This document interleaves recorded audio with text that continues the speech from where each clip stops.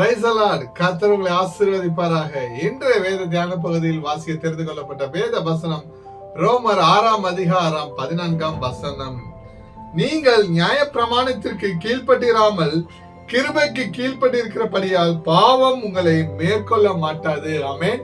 அல்லேலூயா. கிறிஸ்துவுக்குள் பிரியமானவர்களே, கிறிஸ்துவை ஏற்றுக்கொண்ட ஒரு விசுவாசிக்கு பாவம் இனி எஜமானாக இருக்க முடியாது. பாவம் உங்களை வற்புறுத்தி அடிமைப்படுத்த முடியாது. அல்லேலூயா. கிருபை நம்மை பாவத்திலிருந்து விடுவித்து நீதியான வாழ்க்கை வாழ வைக்கிறது. நீங்கள் பாவத்துக்கு மரித்து கிறிஸ்துவுக்குள் பிழைத்திருக்கிறீர்கள்.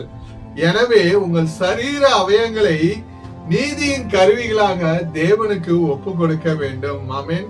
கிறிஸ்துவுக்குள் பிரியமானவர்களே, நாம் கிருபையின் கீழ் இருப்பதால் நான் எப்படி வேண்டுமானாலும் பாவம் செய்யலாம் என்ற அர்த்தம் அல்ல.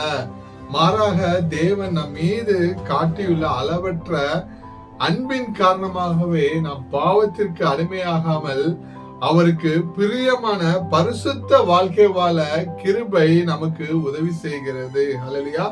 சட்டத்தினால் கூட உங்களுக்கு தர முடியாத பாவ விடுதலையை இயேசுவின் கிருபை உங்களுக்கு தந்துள்ளது. எனவே பாவம் உங்களை இனி ஆளுகை செய்ய முடியாது.